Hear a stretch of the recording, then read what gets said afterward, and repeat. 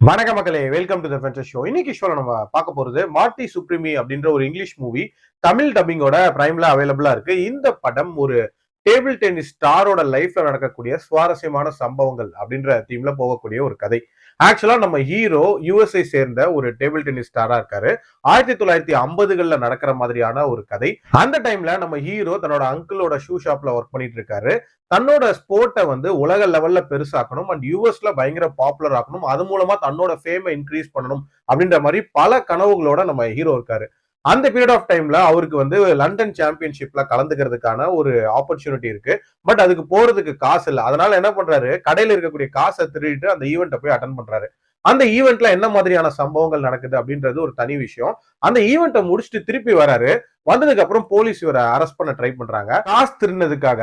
அதனால வேர்ல்டு சாம்பியன்ஷிப்ல கலந்துக்கிறதுல இருந்து இவரை பேன் பண்ணிட்டாங்க அப்படின்னே சொல்லலாம். ஒரு மிகப்பெரிய ஃபைன் அமௌண்ட் கட்டணும் அப்படின்ற மாதிரியான சூழ்நிலை இருக்கு. சோ அந்த ஃபைன் அமௌண்ட்டை தேத்துறதுக்காக இவர் என்னென்ன சம்பவங்கள் பண்றாரு, எவ்வளவு எக்ஸ்ட்ரீமுக்கு போய் என்னென்ன விஷயங்கள் பண்றாரு, டுவர்ட்ஸ் எண்ட் என்ன ஆகுதுன்ற மாதிரி நிறைய விஷயங்களை சொல்லக்கூடிய ஒரு படம் தான் இந்த படம். வழக்கமான ஒரு யூஷுவல் ஸ்போர்ட்ஸ் டிராமா டெம்ப்ளேட் படி இல்லாம ஒரு பயங்கர டிஃப்ரெண்டான ஒரு அத்லீட்டோட ஜேர்னி அப்படின்ற மாதிரி இதுல காட்டியிருப்பாங்க.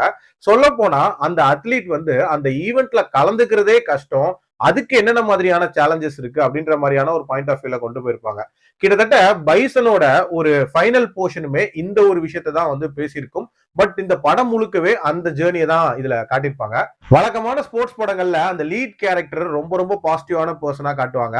அவன் எப்படியாவது ஜெயிக்கணும்னு சொல்லிட்டு நமக்கே ஒரு ஃபீலை கொடுப்பாங்கல்ல. பட் இதுல பாத்தீங்கன்னா இந்த லீட் கேரக்டர் ரொம்ப ரொம்ப ஏகப்பட்ட தில்லாலங்கடி வேலைகள் பண்ற மாதிரி காட்டுவாங்க. உதாரணத்துக்கு தன்னோட எக்ஸ் கேர்ள் ஃப்ரெண்டோட ஒரு ரிலேஷன்ஷிப்ல இருக்கிற மாதிரி காட்டுவாங்க. அதுவும் அந்த பொண்ணுக்கு மேரேஜ் ஆயிருக்கும். ஆல்சோ ஒரு நடிகையை இவர் செடியூஸ் பண்ணி தன்னோட சுயலாபத்துக்காக யூஸ் பண்றதுன்ற மாதிரியான சில சீக்வன்சஸ் எல்லாம் வரும். இது மாதிரி மாரலி ஒரு கிரேயான கேரக்டரா அந்த கேரக்டரை காட்டியிருப்பாங்க. அதுவும் ஒரு வித்தியாசமான விஷயமா இருந்துச்சு. அதே மாதிரி அந்த டேபிள் டென்னிஸ் சீக்வன்சஸ் படமாக்கின விதம் அப்படின்றதும் ரொம்ப ரொம்ப நேச்சுரலா இருந்துச்சு. அந்த பீரியட் ஆஃப் டைம்ல இப்படிதான் விளையாடுவாங்கன்ற மாதிரியான ஒரு விஷயத்த காட்டியிருப்பாங்க. மேக்கிங் வைஸ் சூப்பரா இருந்துச்சு. என்ன பேஸ் கொஞ்சம் ஸ்லைட்டா ஸ்லோவா இருக்கும்.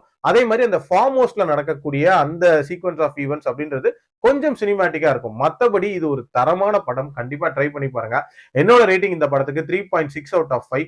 அடல்ட் கண்டென்ட்டை பொறுத்த வரைக்கும் very very strictly for adults. ப்ராப்பரான அடல்ட் சீன்ஸ் இருக்கு. ஸோ அதுக்கேற்ற மாதிரி பிளான் பண்ணிக்கோங்க. மீண்டும் அடுத்த விமர்சனத்தில் சந்திக்கிறேன். நன்றி, வணக்கம்.